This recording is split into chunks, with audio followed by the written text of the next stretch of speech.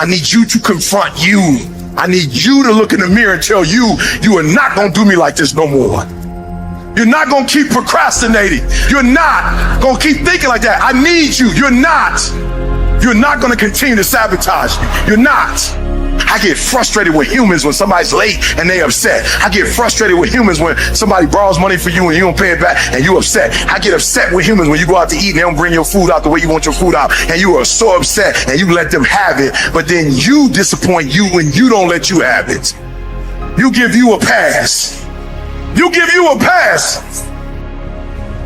This is a really uncomfortable, difficult question to ask, but it is the best question you can ask yourself. If every time something goes wrong or something doesn't work out, instead of blaming someone else or blaming yourself, if you can pause and say, what part of this?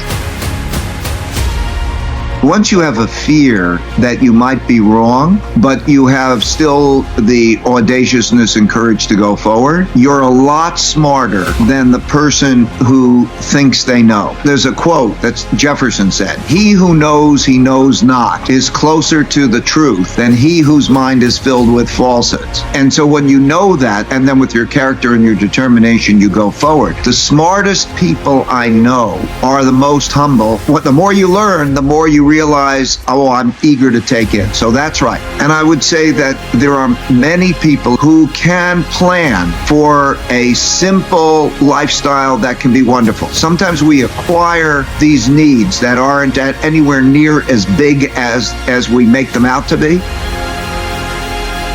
It's not that difficult, really, to step out of the stream of thinking.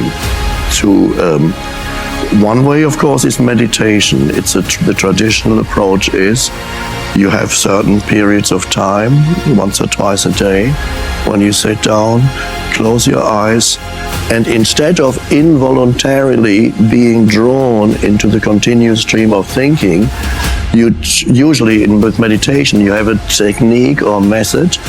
You focus your attention on one thing.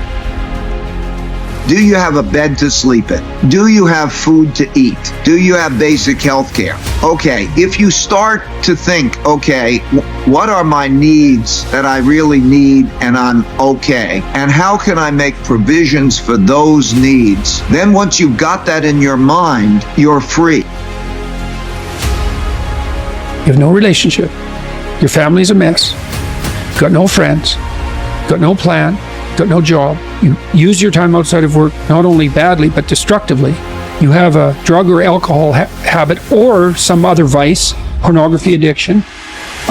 You are completely unengaged in the surrounding community. You have no scaffolding whatsoever to support you in your current mode of being or you move forward. You have a terrible life. Well, let's pick a front. You scale back the dragon till you find one that's conquerable, that moves you forward. There's a rubric for life.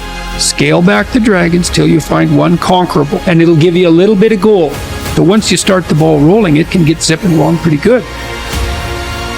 Am I responsible for? Let me focus on what skill I'm missing. Let me focus on what growth I haven't had. Let me focus on what part of my life feels incomplete that makes me act in my incomplete way with others. And so now I've realized that whatever you want from someone else, give it to yourself first.